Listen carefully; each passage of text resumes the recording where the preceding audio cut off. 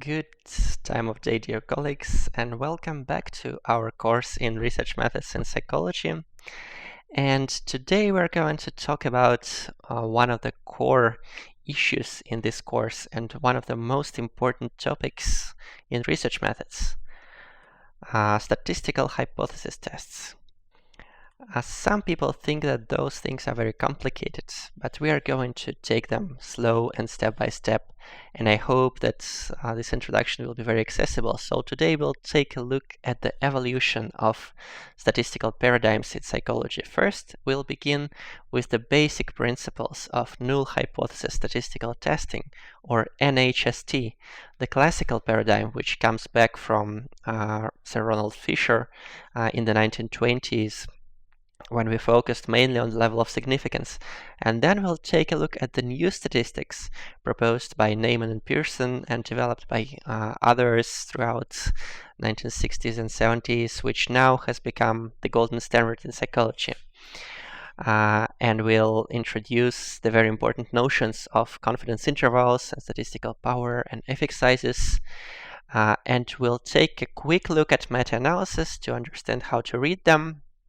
And finally, for those who are extremely motivated, we'll include also an optional discussion of Bayesian approach.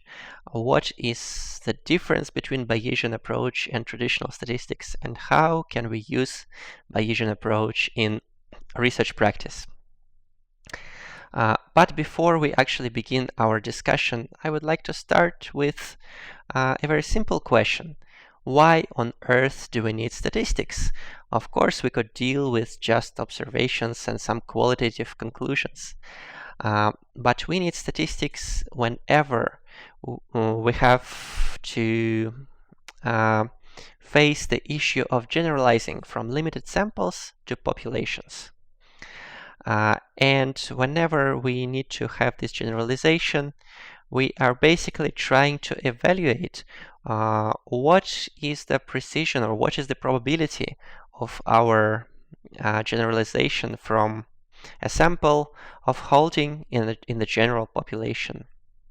And before we actually delve into this discussion, one important caveat, one thing that we need to always bear in mind.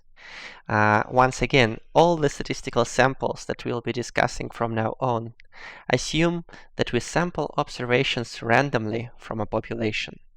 And most methods also assume that the observations that we sample are independent. Now, if your sample is very biased, your estimates of inferential statistics and levels of significance can be somewhat misleading. The generalizations may not hold quite as well in the general population. The good news is that very often it's not possible to tell whether your sample is biased or not, so no one's going to notice. But anyway, in order to kind of feel this problem of samples and general populations more in connection to our real life, let's take a look at this fairy tale example. Imagine that you are a poor Cinderella, and there is this cruel stepmother who comes to you and says, here's a box with 1 million grains of rice. 1 million grains of rice, it feels like a lot, but in fact it's just about 30 kilos, so it's quite a tangible box. And stepmother says, by tomorrow you must tell me if the number of white grains and brown grains in the box is equal. And how can Cinderella deal with this? Of course, she could try to calculate, she could try to count all the grains, but even if you count very quickly, like 1 grain per second, and you're not making any mistakes, this would take more than a week to count all the grains, and if you make a mistake you have to start over. So counting them is definitely not an option, and this is exactly the situation that we face in our research life, when we have a general population which might be tangible, but surveying everyone in the general population is not an option. So all we can do is to use some kind of statistical approach to make some inference about the properties of this general population, just like Cinderella is going to do. And in order to make this inference, she's going to use the null hypothesis significance testing approach, good old approach proposed by Ronald Fisher early in the 1920s. In order to cope with this question, Cinderella is thinking about two possibilities. Counting grains is not an option, but there are two different possibilities. One possibility is that the number of white grains and brown grains in the box is exactly equal. And this possibility, we'll call it a null hypothesis. Why is it called null? Because it's a hypothesis about no difference between the number of white grains and brown grains in the box. And the second hypothesis states that there is some difference between the number of white grains and brown grains in the box. So these two hypotheses are mutually exclusive. They are two incompatible events. Either the null hypothesis is true and there is no difference in the number of grains, or the alternative hypothesis is true and there is some difference, however small, in the number of white and brown rice grains in the box. And the probability of them together equals 1. So the probability of h1 being true is 1 minus probability of h0 being true, and vice versa. So they form a full set of events. Now, how can we actually test those hypotheses? There is a bad news that h0 is completely impossible to prove. In order to be sure that the number of grains in the box is completely equal, the only way to verify this is to count them all, which is physically not an option. But the good news is that probably there is some difference in the number of grains in the box, and maybe we'll be able to detect this difference using our inferential statistics. And if we can manage to prove that the number of grains is not equal, then we can go to the ball and reap the benefits. So how can we go about proving that h1 could potentially be true? The approach proposed by Ronald Fisher and followed by Cinderella is quite simple. First, we take a sample from the box and we ask the question, what are the chances of getting this or more unequal ratio of grains in my hand, of grains in this sample, assuming that in the box their number is exactly equal? So if my chances of getting this or more unequal distribution of grains in my hands are fairly small, in case if in the box there is no difference, then I can say, okay, I'm going to reject h0 and I will stick to the h1 assumption. I will say that I have proven that in the box the number of grains is not equal. And this is exactly what happens whenever we are trying to generalize our effects from samples to the populations. What is a statistical effect? Basically, an effect is any property of the general population that can be measured quantitatively and that we are interested in. For example, it's the proportion ratio between two possible outcomes, like white and brown rice grains, or sick and healthy person, in therapy, not in therapy, etc. Or it can be an association between two variables like IQ and age, or it can be a difference in mean scores between groups, for example, mean IQ at school and at university, etc. So basically, any quantitative characteristic of the general population is an effect that we are interested in. And how do we go on with this statistical inference? So we begin by drawing a probability sample from the population. We need to mix those grains quite well and to make sure that our sample is more or less random. Then we evaluate the effect in our sample. So basically I count the grains, I see if the number is equal or not. And then to make the conclusion whether this effect that I see in my sample is due to chance, I need to apply some statistical test in order to evaluate my chances of obtaining this or stronger effect in my sample by chance alone. That is, assuming that H0 is true in the general population. And the probability of me obtaining this or stronger effect in my sample, assuming that H0 is true in the population, is called significance level. And this is the main result of our statistical testing according to this classical paradigm. How do we figure out this significance level? Basically, we use theoretical distributions of different statistics, sometimes chi-square distribution, sometimes students t-distribution. For simplicity, let's assume that we are using the normal distribution, which is also used for many statistical tests. So on this slide, you see the well-familiar diagram that I hope is very familiar to you. The diagram of probability of standard normal distribution is a function of z-score. So imagine that for every possible effect that we see in my sample, for example, a correlation coefficient or a ratio between two different outcomes, we can convert this effect into a z-score. So basically for every possible value of my effect, there is a z-score which corresponds to it and the associated probability. Now, of course, you remember, based on standard normal distribution, that the total area under this curve equals 1. And this is very nice because we can interpret the total area under this curve as a total cumulative probability of all possible outcomes, of all possible values of our effects. So we can say it's like 100%. And then we evaluate our effect. For example, for my effect I see in my sample, the z-score corresponding to it equals 1.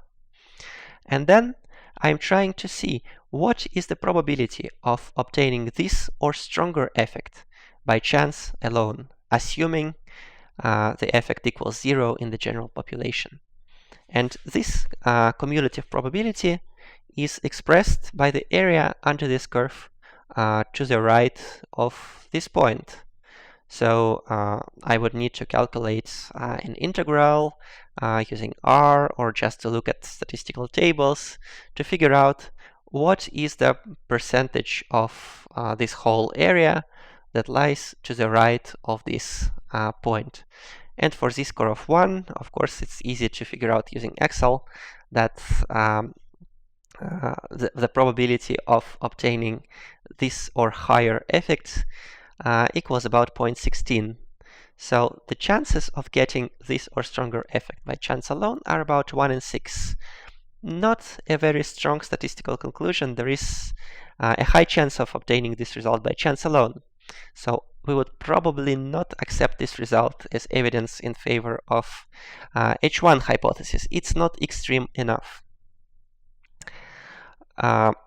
In order for it to be extreme enough, we need to, for this probability of obtaining a stronger result to be equal to 5% or less, 0.05 or less. The only tricky point concerns how do we actually slice this area, because there are two different possibilities. In one case, my effect can only go in one direction. For example, it can only be positive. In this case, the minimum value of my effect that I'm going to call statistically significant is this value for the normal distribution. It's 1.65, which separates 95% of total area on the left from 5% of total area on the right. So basically any effect that is stronger, that corresponds to a larger z-score than 1.65, I will consider statistically significant. And any effect that is weaker, that corresponds to a smaller z-score, I will say that it's not strong enough in order for me to warrant a conclusion in favor of H1. And this is called a directional or one-tailed hypothesis, because this distribution has only one tail on one end. Examples of directional hypotheses are, for example, mean scores in the experimental group are higher than in the control group, or the correlation between two variables is positive, and there is no way for this correlation to be negative because it's not possible theoretically, or it's not possible empirically because of the way these variables are measured, etc. So if this possibility is completely excluded, you can safely test a directional hypothesis. However, in most situations, we face another situation, the situation of non-directional hypothesis, when we don't know in which direction can my effect go. For example, the difference in the scores between experimental and control group can be positive or negative depending on in which group the scores are higher. Or the correlation between two variables can also be either positive or negative depending on in which direction the association goes. And these are examples of non-directional hypotheses. In this case, I take this 5% of this total area and I sliced this into two portions, leaving 2.5% of the total area on each side. As a result, the critical value which separates these portions of area is a little bit larger. Instead of 1.65, it is now a minus 1.96 and 1.96. So we can say that this hypothesis is a bit harder to prove. For example, if the effect that you see in your sample corresponds to a z-score of 1.8, it would fit with the one-directional with directional hypothesis.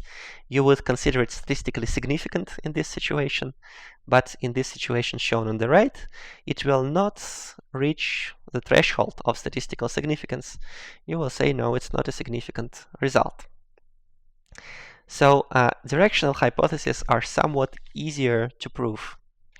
They are less stringent, they are less severe, but we are only allowed to test them if we have a really good reason to assume that our result can only go in one direction. And whenever researchers try to test directional hypotheses, reviewers are always kind of suspicious. There is maybe something wrong with this analysis. Maybe they are trying to kind of trick the data into confirming their expectation. So we are quite much safer testing non-directional hypotheses. And in many situations, this is the type of hypothesis that is tested by default. For example, for correlation, for the t-test, and for many other statistical tools. So our significance level is the probability of getting this or more extreme result in our sample by chance. That is, given that H0 is true in the general population, given that there is no effect in the general population. Mathematically, we can record this formulation with this expression. P is for probability of data, that is getting my data, and there is this vertical line which reads as given that H0 is true in the general population. This is the definition of a p-value, probability of getting this or more extreme result, given that H0 is true, given that there is no effect in the general population. So if there is no effect in the general population, but I still get a very extreme result, I can make a conclusion in favor of H1. I can conclude that there is an effect in the general population, when in fact there is none. So I would commit a mistake, the classical mistake, which is called the mistake of type 1, or a false positive mistake, because I would assume that my substantial theory or hypothesis is true, when in fact it's not true. I would assume that there is an effect when in fact there is no effect. So as a result, the smaller is my p-value, the more confident I am that my result, that my effect is not due to chance, and the more confident I can be in generalizing these effects to the general population. So the smaller is my p-value, the smaller is the chance of making a false positive mistake, and the better for me. So here you can see on this slide a researcher with no head. On his t-shirt he has this my p-value is smaller than your p-value. So researchers with no heads, they kind of compete for getting better p-values, and if a p-value is not small enough, they are kind of disappointed. Now, of course, the head on this researcher is the head of Sir Ronald Fisher. who came up with this original idea in 1925 in his book, The Design of Experiments. He basically argued that if my chance of making a false positive mistake is 1 in 20 or less, I consider it acceptably low, and I can call my result statistically significant. So Sir Ronald Fisher said you should always aim for your level of significance, your p-value, to be lower than 0.05. Unfortunately, this is not quite acceptable in every situation. Even in real life, the 95% confidence is not enough for us. For example, if you are making a very serious decision like marrying a person or something else, being 95% confident might not be quite sufficient. Of course, in social sciences, 95% confidence is usually fine, because if our theory is wrong and we kind of accept it because we think it is right, we make a false positive mistake. No one is going to suffer, no one is going to punish us. In the worst case, this finding will not be replicable, which maybe someone will discover in 10 years if someone wants to replicate it, and in most cases, maybe no one will. However, if you're working in a different area, such as medicine, and you are testing a new drug, and when you make the assumption that this drug is efficient, you probably want to be more confident in this assumption before accepting H1. Otherwise, you start treating people with a drug that doesn't work, and someone might actually die. So in medicine, they do more responsible science. But in different situations, we can use different criteria for this level of significance, different criteria for p-value.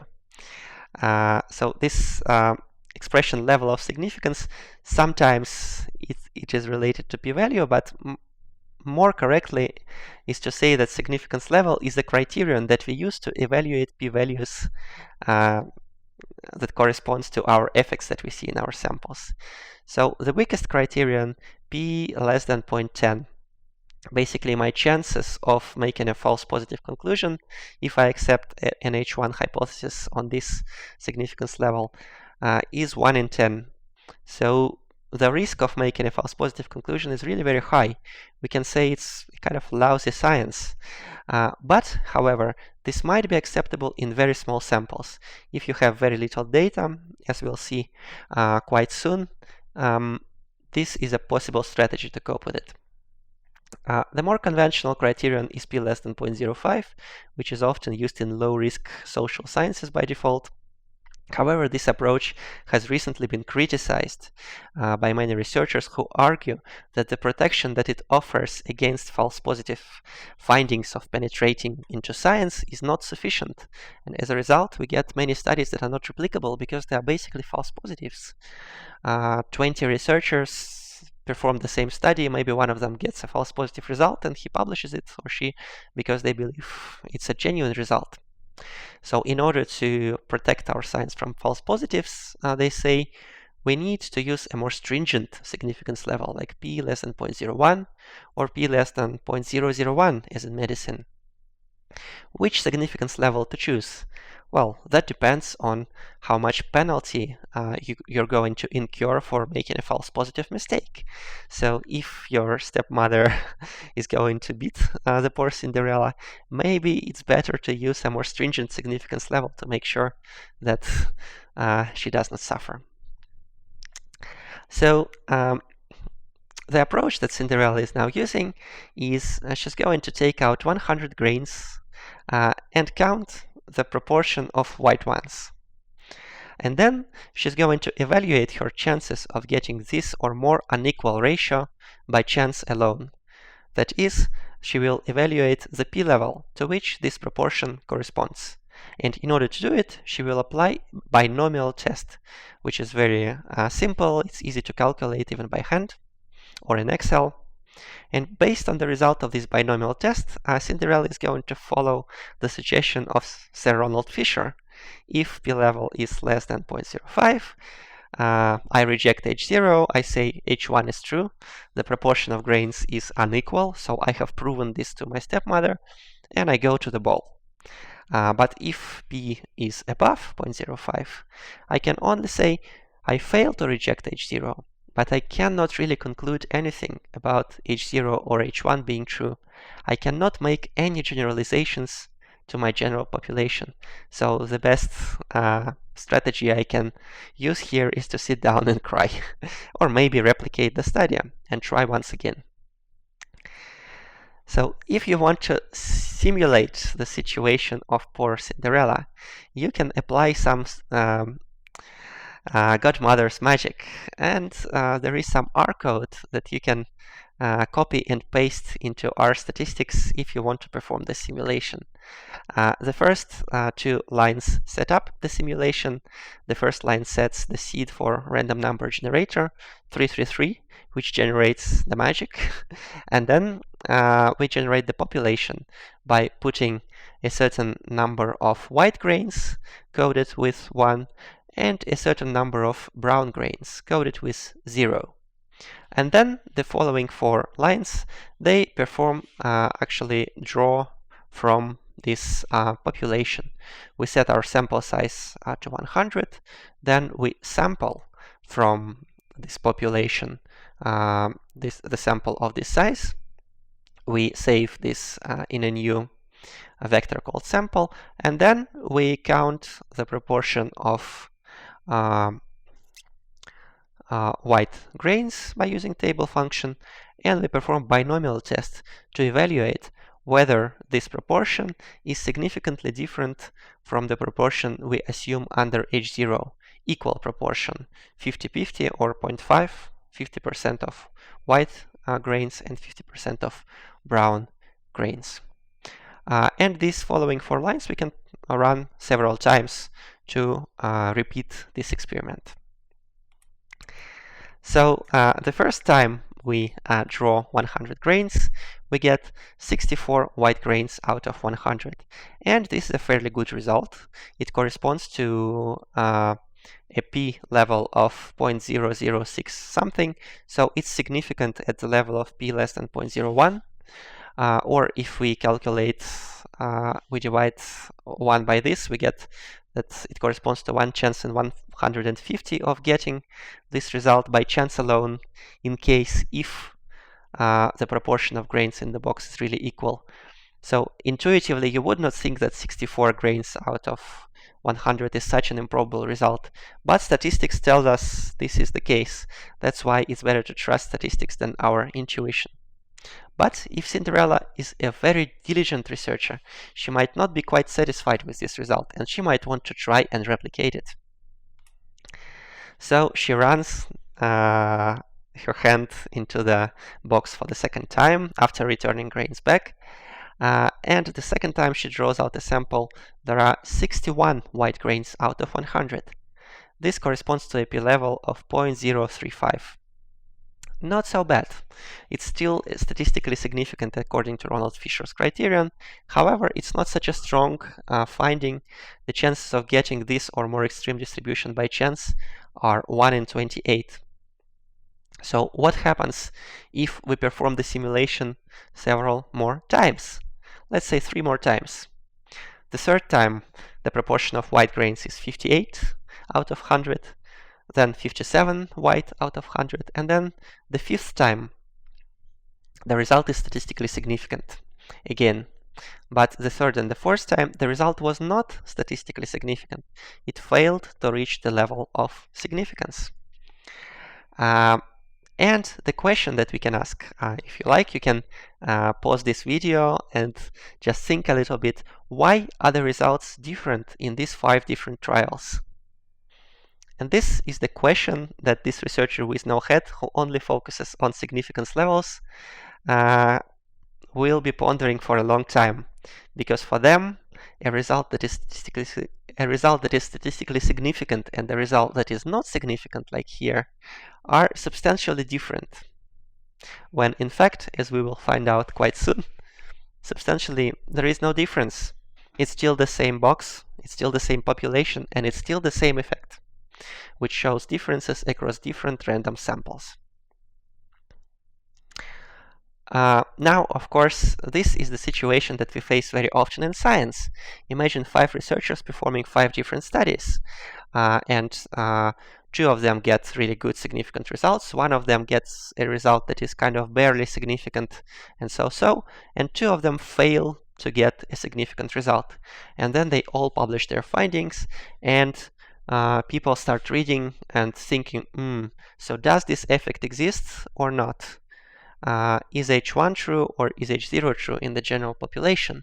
Because the conclusions of those 5 different studies are different among each other. Why?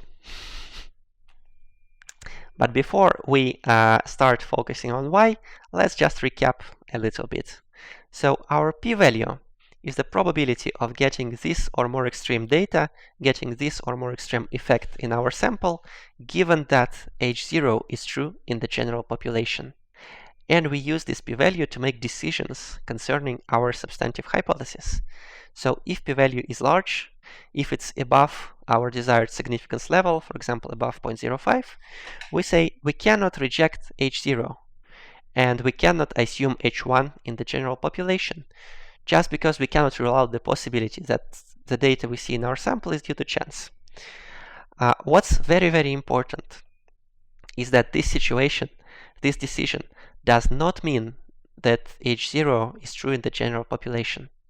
In fact, we cannot make any assumptions about H0. The only situation when we can make any assumptions about the general population is the situation when p-value is below our desired significance level, for example p less than 0.05, and then we can say we reject H0 and we make the assumption of H1 in the general population, because it's unlikely enough that we are going to be mistaken. However, the probability of this mistake still exists, and it's measured by our p-value. The bad news is that this is not the only mistake that we can make.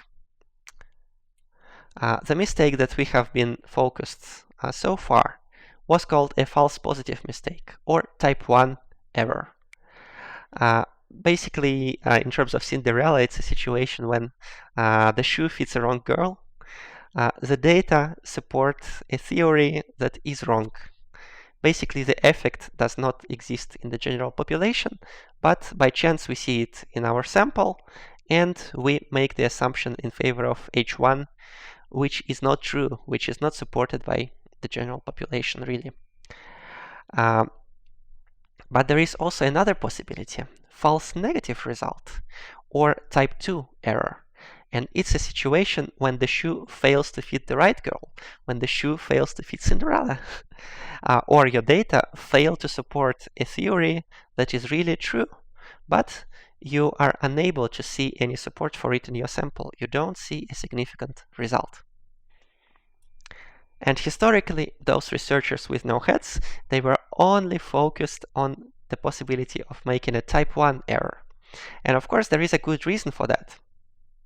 If you make a type 1 error, you accept a wrong theory, and this can potentially have bad consequences for the society as a whole. However, the other type of error, the type 2 error, potentially has worse consequences for researchers themselves, because some model, some theories that you cherish with all your heart and that you are trying to test empirically, you will not find support for it when in fact this theory is true. And this is going to be type 2 error, false negative. Ronald Fisher only cared about the first type of error. He was a bit of a nasty guy. However, 2 very nice guys, Jerzy Neyman and Egon Pearson, son of Carl Pearson, by the way, they came up with this idea that we need to really improve Fisher's approach, and we need to come up with newer statistical tools, effect sizes, confidence intervals, and statistical power. And these, even though they have proposed those tools starting from the end of 1930 and published their works in 40s and 50s, it was only fairly recently that the research community at large has started to really use those tools in practice. And right now we'll explore them in order to be able to use them in our own research.